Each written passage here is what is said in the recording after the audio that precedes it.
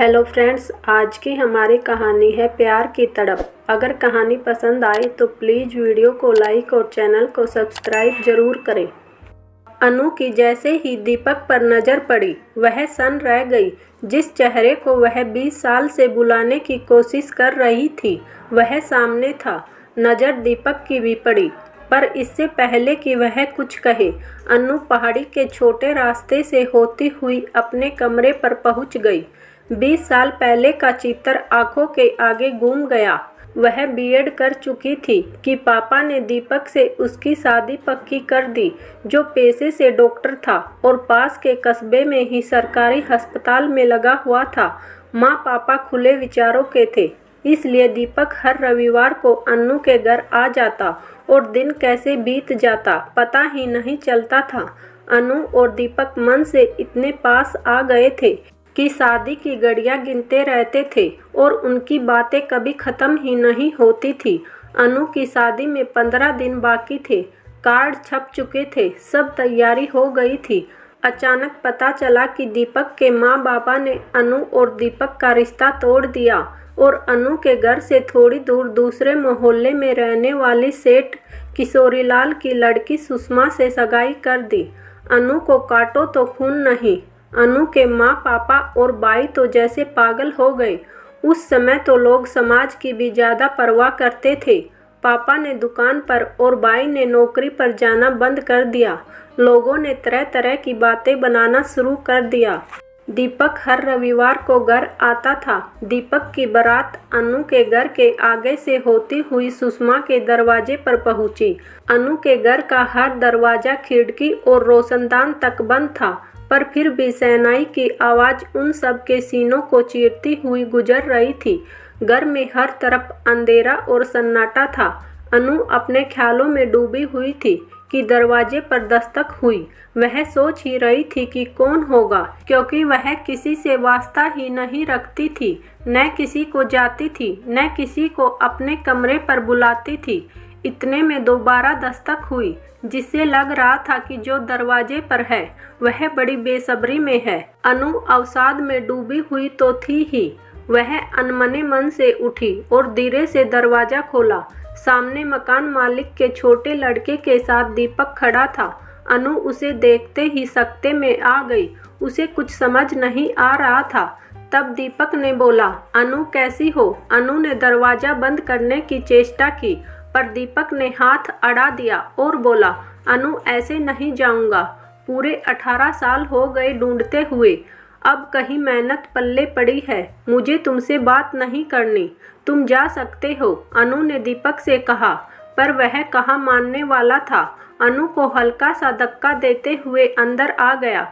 अनु ने कहा, मैं अभी शोर मचाती हूँ कि कोई गुंडा मेरे घर में घुस आया। दीपक बिल्कुल डीठ होकर कुर्सी पर बैठ गया और कहने लगा, जो तुम्हारे जी में आए करो, मैं रोकूंगा नहीं। अनु ने मालकिन के लड़के को टॉफी दी और भेज दिया।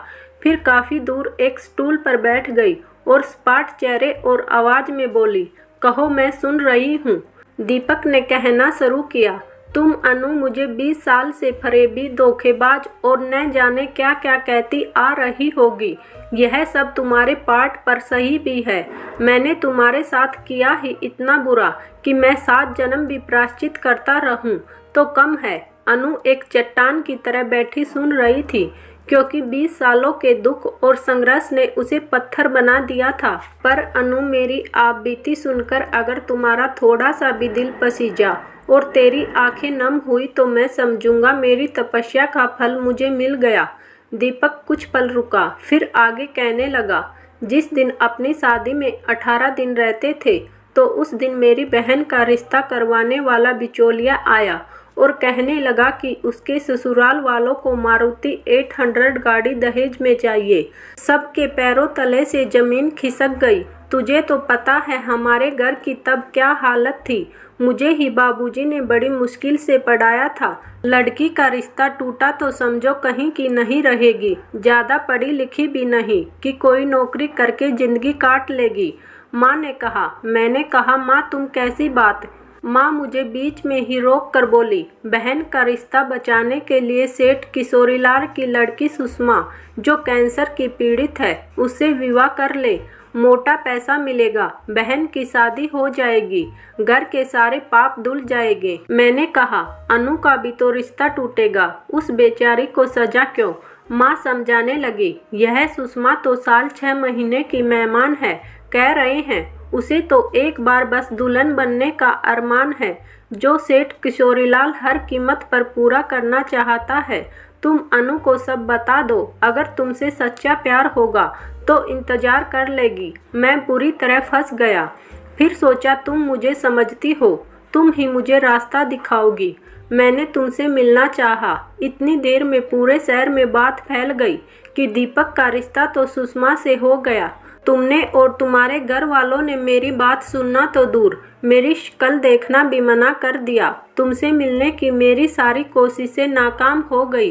शादी हो गई, उसके बाद भी तुम्हें मिलने की लगातार कोशिश करता रहा कि एक बार तुम्हें सारी बात तो बताऊं, पर तुम शहर छोड़ चुकी थी, पता नहीं कहाँ गई। कोई बताने को तैयार नहीं था। सुषमा की हालत धीरे धीरे बिगड़ती गई। पूरे 2 साल बाद उसने दुनिया छोड़ दी। मुझे लगा अब मैं पूरी तरह आज़ाद हूँ। घर वालों को सब पैसा कोठी देकर निकल पड़ा। कहीं कहीं 4 महीने तो कभी 6 महीने रुकता। कोई धर्मार्थ डिस्पेंसरी हॉस्पिटल में नौकरी मिल जाती थी। रोटी का प्रबंध कर लेता था। पूरे शहर के स्कूलों के बाहर चक्कर लगाता रहता था कि शायद तुम दिख जाओ। जब एक शहर के स्कूलों से हताश हो जाता तो दूसरे शहर पहुंच जाता, पर भगवान से एक ही प्रार्थना करता था कि मरने से पहले एक बार अनु को जरूर मिला देना, ताकि अगर वह मेरे को समझ सके तो शायद उसका गुस्सा और अपमान कुछ कम हो जाए, वह बचा जीवन कुछ अच्छे से जी ले। मुझे अपने गुस्से और अपमान की परवाह नहीं, पर जो मेरे माँ बाप और बाई का जीवन खराब हुआ वह कैसे भुला दूं? पापा तो इतना सदमे में आ गए थे कि उसी दिन खाट पकड़ ली। माँ अंदर ही अंदर घुल रही थी। बाई ने सारी कोशिशें करके दूर साउथ में अपनी ट्रांसफ़र करवा ली। पापा ने 2 साल में दुनिया छोड़ दी, वहाँ का सारा कामकाज बंद कर दिया। आज तक भी वह घर वैसा ही बंद पड़ा है, न कोई वहाँ गया न उसके दरवाजे खुले। बाई की कई सालों बाद बहुत मिन्नतें करके मैंने और माँ ने शादी करवाई, पर मैंने देखा हंसी इस परिवार के चेहरे से सदा के लिए गायब हो गई।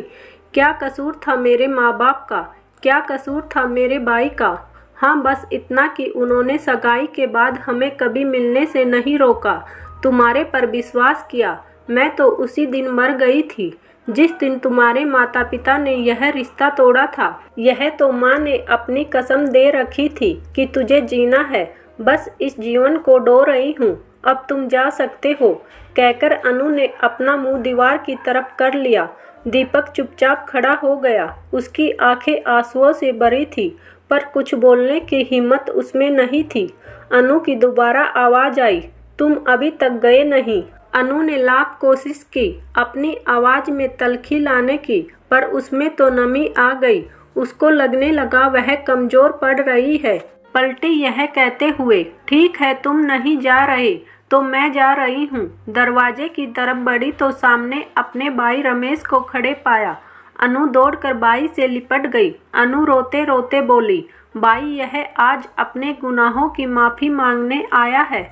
इसको पता नहीं इसने कितने लोगों का कत्ल किया है और कितनों को जिंदा लाश बना दिया। अनु फपक रही थी। रमेश ने उसको सहारा दिया और अंदर लाकर कुर्सी पर बिठाया। फिर बोला, अनु मैं भी अभी थोड़ी देर पहले ही आया था कि इतने में दीपक को तुम्हारे कमरे की तरफ बढ़ते देखा और मैं दीवार की ओट में हो गया। फिर मैंने बाहर खड़े होकर इसकी सारी बातचीत सुनी। अनु इसमें न तो दीपक का दोष है न ही किसी और का। यह हमारे भाग्य में लिखा था, वही हुआ। पिछले 18 साल से यह दर दर की ठोकरें खा रहा है, सिर्फ तुम्हें ढूंढने के लिए। अगर इसे पैसे से प्यार होता तो वहीं सेठ किशोरीलाल की दी हुई शानदार कोठी में रहता, दूसरी शादी कर लेता और डॉक्टरी से पैसे कमाता रहता। पर क्योंकि इसे तुमसे सच्चा प्यार था तो यह सब कुछ छोड़ छाड़ कर तुम्हें ढूंढने निकल पड़ा। इसका प्रायश्चित सच्चा है, इसे माफ कर दो। पर बाई जो इसके कारण रमेश ने अनु के वाक्य को पूरा नहीं होने दिया। उसने उसके मुंह पर हाथ रख दिया और बोला, बहन तू भी कहाँ दीपक को भूल पाई। आज तुम्हारा प्यार तुम्हारे सामने है, इसे समेट लो। बहुत किस्मत वालों को ही खोया हुआ प्यार दोबारा मिलता है। यह कहते हुए रमेश ने दीपक को अपने गले से लगाया और उसका हाथ अपने हाथ में लेकर अनु का हाथ उसके हाथ में दे दिया। जैसे ही बाई ने अनु का हाथ दीपक के हाथ में दिया, अनु ने महसूस किया दीपक के हाथ की तपस आज भी वैसी ही थी जैसे 20 साल पहले।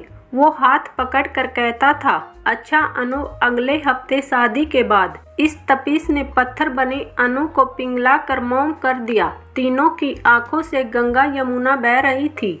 उम्मीद है दोस्तों आपको हमारी यह दर्द भरी प्रेम कहानी पसंद आई होगी।